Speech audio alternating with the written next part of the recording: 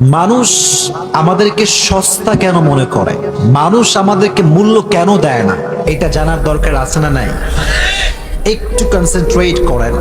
মানুষ আমাদেরকে সস্তা কেন মনে করে? দেখেন, পৃথিবীতে যত কিছু অ্যাভেইলেবল, চাইলে হাতের নাগালে পাওয়া যায়, খুব খেয়াল করে দেখবেন এগুলোর মূল্য মানুষ দিতে চায় না। For example, now I am taking the breath, এই যে শ্বাস নিলাম না, এই শ্বাসটাকে আল্লাহ তাআলা অ্যাভেইলেবল করে দিয়েছেন। যে কোনো মুহূর্তে যে কোনো মানুষ শ্বাস গ্রহণ করতে পারে, বাট যেহেতু এই শ্বাস নেওয়াটা অ্যাভেইলেবল, যখন তখন পাওয়া যায়, তাই মানুষ নিঃশ্বাসের গুরুত্ব বোঝে না। আবার দেখেন, প্রচুর পরিমাণে অলওয়েজ বৃষ্টি হচ্ছে বৃষ্টি হচ্ছে বৃষ্টি হচ্ছে, মানুষ বৃষ্টির মূল্য হারিয়ে ফেলবে। আবার যদি হঠাৎ করে বৃষ্টি শেষ, প্রখর রোদ, খালি খরা আর